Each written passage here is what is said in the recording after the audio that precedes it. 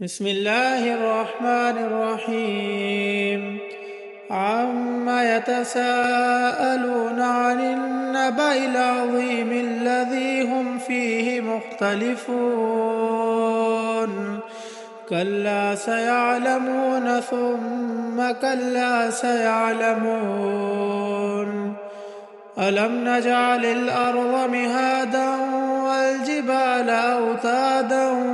وخلقناكم أزواجا وجعلنا نومكم سباتا وجعلنا الليل لباسا وجعلنا النهار معاشا وبنينا فوقكم سبعا شدادا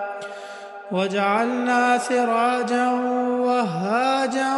وأنزلنا من المعصرات ماء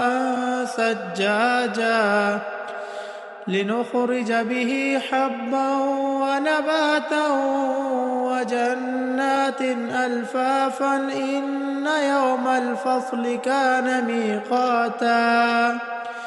يوم ينفخ في الصور فتأتون أفواجا وفتحت السماء فكانت أبوابا وسيرت الجبال فكانت سرابا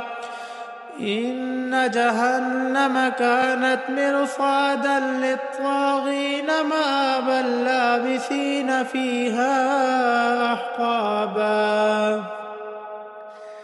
لا يذوقون فيها بردا ولا شرابا إلا حميما وغساقا جزاء وفاقا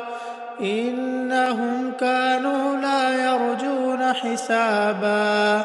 وكذبوا بآياتنا كذابا وكل شيء أحصيناه كتابا فذوقوا فلن نزيدكم إلا عذابا إن للمتقين مفازا حدائق وأعنابا وكواعب ترابا وكأسا دهاقا لا يسمعون فيها لغوا ولا كذابا جزاء من ربك عطاء حسابا رب السماوات والأرض وما بينهما الرحمن لا يملكون منه خطابا يوم يقوم الروح والملائكة صفا لا يتكلمون إلا من أذن